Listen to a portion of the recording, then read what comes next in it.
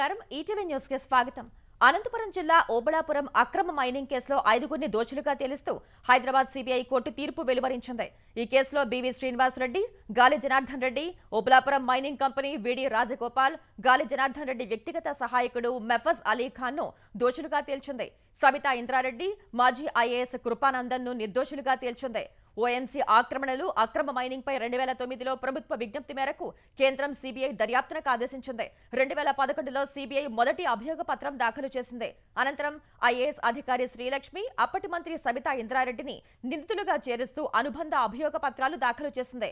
మొత్తంగా ఈ కేసులో 9 మందిని నిందితులుగా చేర్చింది। శ్రీనివాసరెడ్డి, గాలి జనార్దన్ రెడ్డి, ఓబళాపురం మైనింగ్ కంపెనీ గాలి వ్యక్తిగత సహాయకుడు మెఫజ్ అలీ ఖాన్, గనుల శాఖ అప్పటి డైరెక్టర్ విడి రాజగోపాల్, మాజీ ఐఏఎస్ కృపానందం, మాజీ మంత్రి సబితా ఇంద్రారెడ్డిపై ఐపీసీ సెక్షన్లతో పాటు కొంతమందిపై అవినీతి నిరోధక చట్టంలోని సెక్షన్ల కింద అభియోగాలు నమోదు చేసింది। సుప్రీంకోర్టు ఈ కేసు విచారణను పర్యవేక్షిస్తూ మే నెలలోగా పూర్తి చేయాలంటూ గడువు విధించగా గత నెలలో వాదనలు పూర్తయ్యాయి। విచారణ దశలోనే 5వ నిందితుడు లింగారెడ్డి మృతి చెందారు। 2022లో హైకోర్టు ఐఏఎస్ అధికారి శ్రీలక్ష్మిని కేసు నుంచి డిశ్చార్జ్ చేసింది। మిగిలిన 7గురిలో 5గురిని దోషులుగా తేల్చిన కోర్టు 2ని నిర్దోషులుగా ప్రకటించింది। ఈ కేసులో గాలి జనార్దన్ రెడ్డి సహా 4గురికి 7 ఏళ్ల జైలు శిక్ష విధించిన కోర్టు రాజగోపాల్ కు అవినీతి నిరోధక చట్టం కింద 4 ఏళ్ల జైలు శిక్ష ఖరారు చేసింది। మద్యం కుంభకోణం కేసులో నిందితులకు రిమాండ్ గడువును పెంచుతూ విజయవాడ ఏసీబీ కోర్టు ఉత్తర్వులు జారీ చేసింది।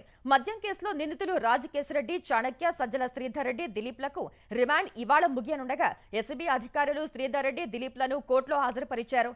ఈ కేసులో రాజకేశరెడ్డి, చాణక్యలను సిట్ అధికారులు 5వ రోజు కస్టడీకి తీసుకుని ప్రశ్నిస్తున్నందున వారిని కోర్టులో హాజరుపరచలేదు। ఈ కేసులో 4గురికి కోర్టు ఈ నెల 20 వరకు రిమాండ్ విధించింది। సత్యవర్ధన్ కిడ్నాప్ కేసులో నిందితుడు వల్లభనేని వంశీకి రిమాండ్ను ఈ నెల 13 వరకు పొడిగిస్తూ విజయవాడ ఎస్సీ ఎస్టీ కోర్టు ఉత్తర్వులు ఇచ్చింది। ఈ కేసులో వంశీ రిమాండ్ ఇవాళ ముగియనుండగా పోలీసులు ఆయన్ను కోర్టులో హాజరుపరిచారు। ఇదే కేసులో మిగిలిన నిందితులను కూడా కోర్టులో హాజరుపరిచారు। విచారణ జరిపిన కోర్టు రిమాండ్ గడువు పొడిగిస్తూ ఉత్తర్వులు జారీ చేసింది। అటు తనకు శ్వాసకోశ సమస్యలున్నాయని, కుటుంబ సభ్యులతో మాట్లాడేందుకు అనుమతించాలని వంశీ చెప్పగా ఆరోగ్య సమస్యలపై మెమో దాఖలు చేసుకోవాలని కోర్టు సూచించింది। కుటుంబ సభ్యులతో గంటసేపు మాట్లాడేందుకు మౌఖిక అనుమతి ఇచ్చింది। తెలంగాణలో ఆర్టీసీ కార్మికులు తలపెట్టిన సమ్మె వాయిదా పడింది। సమ్మె నేపథ్యంలో రవాణా శాఖ మంత్రి పొన్నం ప్రభాకర్తో ఆర్టీసీ జేఏసీ నేతలు జరిపిన చర్చలు సఫలమయ్యాయి।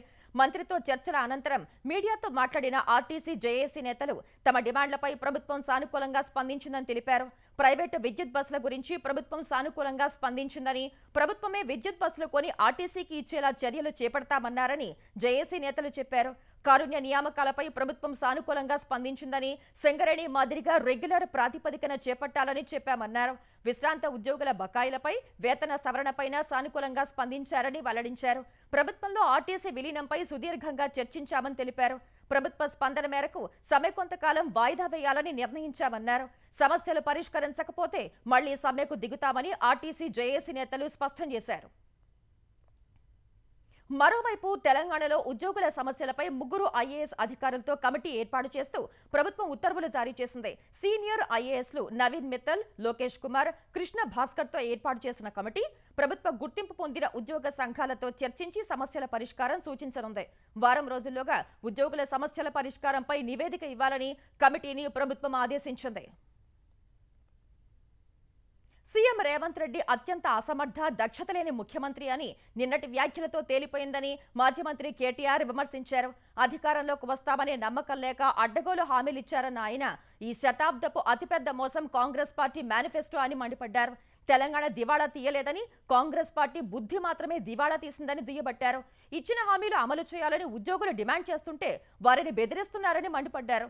కేసీఆర్ హయాంలో అమలైన కరెంటు, నీళ్లు, రైతు బంధు ఎందుకు రావటం లేదని ప్రజలు ప్రశ్నిస్తున్నారన్న కేటీఆర్ హామీలు అమలు చేయలేక చేతులు ఎత్తేశారని మండిపడ్డారు। రాష్ట్రాన్ని ఆర్థికంగా పరుగులు పెట్టించి బంగారు పళ్లెంలో హస్తం పార్టీకి అప్పజెబితే 17 నెలల్లో అస్తవ్యస్తం చేశారని ధ్వజమెత్తారు। హైడ్రా వంటి తప్పుడు నిర్ణయాలతో ఆదాయానికి గండి కొట్టారని విమర్శించారు। సీఎం రేవంత్ రెడ్డి ప్రైవేటు ఫ్లైట్లు, బిజినెస్ క్లాస్ ట్రిప్పుల ఫోటోలు బయటపెడతామన్న కేటీఆర్ అనతి కాలంలోనే అనుమల కుటుంబ ఆస్తులు ఎలా పెరిగాయో చెప్పాలని డిమాండ్ చేశారు। రాష్ట్ర అప్పులపైన పదే పదే తప్పుడు ప్రచారం చేస్తున్నారని మండిపడ్డారు।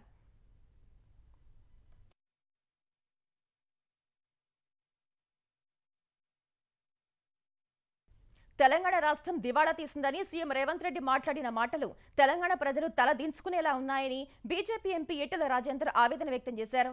రేవంత్ రెడ్డికి పాలన చేత కాకపోతే రాజీనామా చేసి ప్రజలకు క్షమాపణ చెప్పాలని డిమాండ్ చేశారు. తెలంగాణ ఏనాడు పేద రాష్ట్రం కాదని, స్వాతంత్ర్యం రాకముందే సన్నబియ్యం తిన్న రాష్ట్రం అన్నారు. కరోనా కష్టకాలంలో కూడా తెలంగాణ అభివృద్ధి చెందిందన్నారు. గత 11 ఏళ్లలో తెలంగాణ వృద్ధి రేటు ఏమాత్రం తగ్గలేదన్నారు. సీఎం రేవంత్ రెడ్డి ఇంత తొందరగా చేతులు ఎత్తేస్తారు అనుకోలేదని ఈటెల వ్యాఖ్యానించారు. పాకిస్తాన్తో ఉద్రిక్తతలు కొనసాగుతున్న వేళ యుద్ధ సన్నద్ధతపై ప్రజలకు అవగాహన కల్పించాలని నిర్ణయించిన కేంద్రం అందుకు ఏర్పాట్లు చేస్తోంది. అన్ని రాష్ట్రాల్లో యుద్ధ సన్నద్ధతపై సమీక్షించిన కేంద్ర హోంశాఖ రేపు దేశవ్యాప్తంగా సివిల్ మాక్ డ్రిల్స్ నిర్వహణకి ఏర్పాట్లు చేస్తోంది. రేపటి మాక్ డ్రిల్స్ పై రాష్ట్రాల అధికారులతో సమీక్షించిన కేంద్ర హోంశాఖ కార్యదర్శి గోవింద్ మోహన్ అత్యవసర పరిస్థితులు ఏర్పడినప్పుడు చేపట్టాల్సిన చర్యలపై అవగాహన పెంచాలని సూచించింది. 2005లో దేశంలోని 259 జిల్లాలను 3 కేటగిరీలుగా విభజించింది. 2010లో అదే జాబితాను కొనసాగించిన కేంద్రం సుమారు 100 జిల్లాలు బహుళ ప్రమాదాలకు గురవుతాయని గుర్తించింది. రక్షణ, అణు సంబంధ కార్యకలాపాలు ఎక్కువ ఉన్న జిల్లాలను ఆ జాబితాలో చేర్చింది. తొలి జాబితాలో ఢిల్లీ, ముంబై, సూరత్, వడోదర, కక్రాపూర్, తారాపూర్, తాల్చేర్, కోటా, రావత్, చెన్నై, కల్పక్కం, నరోరా జిల్లాలు ఉన్నాయి. రెండో జాబితాలో హైదరాబాద్, విశాఖపట్నం సహా 201 జిల్లాలు ఉండగా మూడో జాబితాలో 45 జిల్లాలున్నాయి. ఈ విభజన ప్రకారమే రేపు దేశవ్యాప్తంగా యుద్ధ సన్నద్ధత చర్యలు చేపట్టాలని హోంశాఖ కార్యదర్శి సూచించారు. పాకిస్తాన్ సరిహద్దుల్లో ఉన్న గుజరాత్, పంజాబ్, హర్యానా, జమ్మూ కశ్మీర్ రాష్ట్రాలకు ప్రత్యేక సూచనలు చేసినట్లు సమాచారం. అత్యవసర సమయాలకు అనుగుణంగా పౌరుల్ని సమాయత్తం చేయాలన్న కేంద్ర హోంశాఖ ఆదేశాలతో పలు రాష్ట్రాలు రేపటి మాక్ డ్రిల్స్ కు సన్నద్ధమవుతున్నాయి. ఉత్తరప్రదేశ్ లక్నోలోని సివిల్ డిఫెన్స్, పోలీసులు, స్థానిక అధికారులు సన్నాహక మాక్ డ్రిల్స్ నిర్వహించారు. ఇందులో భాగంగా ఏవైనా దాడులు జరిగినప్పుడు మంటల్ని ఆర్పే పద్ధతుల్ని ప్రదర్శించారు. లక్నోలోని పోలీస్ లైన్స్ లో వైమానిక దాడి సైరన్ పరీక్ష నిర్వహించారు. గాయపడ్డ వారిని ఆసుపత్రికి తరలించే తీరు ప్రదర్శించారు. జమ్మూ కశ్మీర్ శ్రీనగర్లోని దాల్ సరస్సులో ఎస్డీఆర్ఎఫ్ సిబ్బంది పడవలతో నీటిలో మునిగిపోతే ఎలా కాపాడాలి అన్న అంశంపై రిహార్సల్స్ నిర్వహించారు. మరోవైపు సాధారణ భద్రతా తనిఖీల్లో భాగంగా ఒడిశాలోని పూరి జగన్నాథ్ ఆలయాన్ని 4 సభ్యుల ఎన్ఎస్జీ కమాండో బృందం సందర్శించింది. పహల్గాం ఉగ్రదాడికి పాల్పడిన వారి కోసం జమ్మూ కశ్మీర్లో వేట కొనసాగుతోంది. ఉగ్రవాదుల కోసం గాలిస్తున్న భద్రతా బలగాలు బుద్గాం జిల్లాలో ముష్కరులకు సాయం చేస్తున్న 2 సహాయకుల్ని అరెస్ట్ చేశాయి. వారి నుంచి మందుగుండు సామాగ్రి, పిస్టల్, గ్రనేడ్లు, తూటాలు స్వాధీనం చేసుకుంది. మరోవైపు పంజాబ్ సరిహద్దుల్లో చేపట్టిన సంయుక్త ఆపరేషన్ చేపట్టిన పంజాబ్ ప్రత్యేక పోలీసులు, కేంద్ర బలగాలు షహీద్ భగత్ సింగ్ నగర్ సమీపంలోని టిబ్బానంగల్, కులార్ రోడ్డు వద్ద తీవ్రవాదులకు సంబంధించిన హార్డ్వేర్, ఆయుధాలు స్వాధీనం చేసుకున్నారు. 2 రాకెట్ ప్రొపెల్డ్ గ్రనేడ్లు, 2 ఐఈడీలు, 5 86 గ్రనేడ్లు, ఒక కమ్యూనికేషన్ సెట్ స్వాధీనం చేసుకున్నారు. అటు భారత్తో ఉద్రిక్తతలకు ఆజ్యం పోస్తున్న పాక్ వరుసగా 12వ రోజు వాస్తవాధీన రేఖ, నియంత్రణ రేఖల వెంబడి కవ్వింపులకు దిగింది. కుప్వారా, బారాముల్లా, పూంచ్, రాజౌరి, నౌషరా, సుందర్బని, అఖ్నూర్ సెక్టార్లలో పాక్ బలగాలు కాల్పులకు తెగబడగా భారత సైన్యం సమర్థంగా తిప్పికొట్టింది. భారత్కు వ్యతిరేకంగా భద్రతా మండలిలో తీర్మానం చేయించాలన్న పాక్ యత్నాలు ఫలించలేదు. పహల్గాం దాడిపై సభ్య దేశాలు వేసిన కఠిన ప్రశ్నలకు సమాధానం చెప్పలేక పాక్ నీళ్లు నమలాల్సి వచ్చింది. పహల్గాం ఉగ్రదాడి నేపథ్యంలో భారత్, పాకిస్తాన్ మధ్య ఉద్రిక్తతలపై భద్రతా మండలిలో జరిగిన అంతర్గత చర్చలో పాక్కు సభ్య దేశాలు కఠిన ప్రశ్నలు సంధించినట్లు తెలిసింది. పహల్గాం ఉగ్రదాడి నుంచి దృష్టి మళ్లించేందుకు పాకిస్తాన్ కశ్మీర్ అంశాన్ని ప్రస్తావించగా భారత్ గట్టిగా బదులిచ్చింది. సభ్య దేశాలు కూడా పహల్గాం ఉగ్రదాడిని ముక్తకంఠంతో ఖండించాయి. ఉగ్రదాడికి బాధ్యత ఎవరు వహిస్తారని సభ్య దేశాలు పాక్ను ప్రశ్నించినట్లు తెలిసిందే. పాక్ చెప్పిన అంశాలను తిరస్కరించిన సభ్య దేశాలు లష్కరే తోయిబా ప్రమేయంపై ఆరా తీశాయి. ప్రత్యేకంగా ఒక మతం వారినే కాల్చి చంపడంపై ఆగ్రహం వ్యక్తం చేశాయి.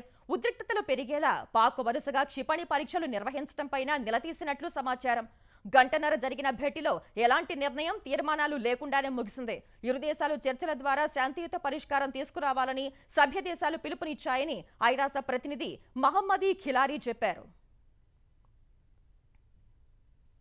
పహల్గాం ఉగ్రదాడి తర్వాత భారత్, పాక్ మధ్య ఉద్రిక్తతలు నెలకొన్న వేళ అమెరికా కీలక ప్రకటన చేసింది. ఉగ్రవాదానికి వ్యతిరేకంగా భారత్ చేసే పోరాటానికి అండగా ఉంటామని తెలిపింది.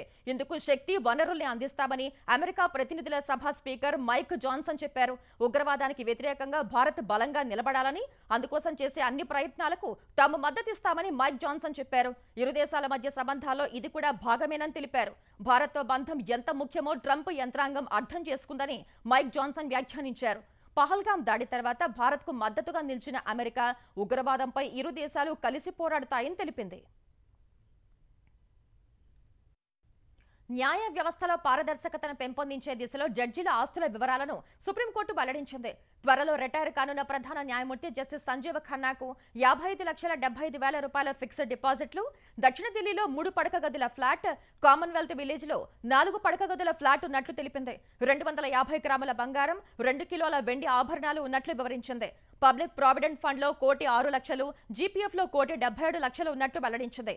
ఈ నెల 13న ప్రధాన న్యాయమూర్తిగా బాధ్యతలు చేపట్టనున్న న్యాయమూర్తి జస్టిస్ బిఆర్ గవాయ్కు బ్యాంకుల్లో 19.63 లక్షలకు పైగా నగదు, మహారాష్ట్ర అమరావతిలో తన తండ్రి నుంచి వారసత్వంగా వచ్చిన ఇల్లు, ముంబై, ఢిల్లీలో ఫ్లాట్లు ఉన్నట్లు తెలిపింది. నాగపూర్, అమరావతిలో వ్యవసాయ భూములు ఉన్నట్లు పేర్కొంది.